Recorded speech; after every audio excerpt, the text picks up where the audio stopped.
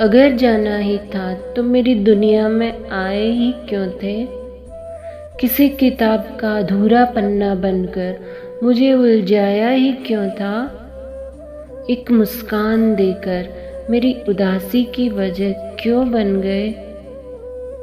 अगर छोड़ना ही था तो हाथ थामा ही क्यों था।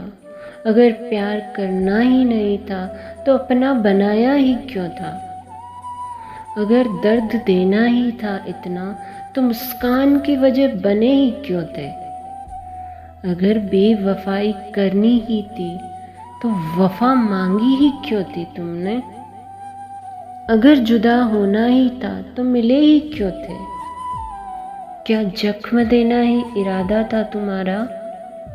अगर गैर बनना ही था तो अपना बनाया ही क्यों था। अगर खोना ही था मुझे तो पाया ही क्यों था। और अगर रुलाना ही था मकसद तुम्हारा तो हंसाया ही क्यों था मुझे। अगर धोखा देना ही था तो मौका मांगा ही क्यों था। अगर गलती करनी ही थी तो माफ़ी मांगी ही क्यों थी। अगर नफ़रत ही करनी थी तुम्हें तो मोहब्बत की ही क्यों थी मुझसे। तुम गए भी तो ऐसे गए, सब कुछ लेके चले गए।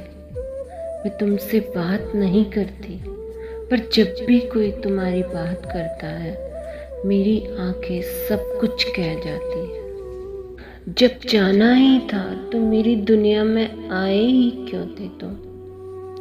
Thanks for watching.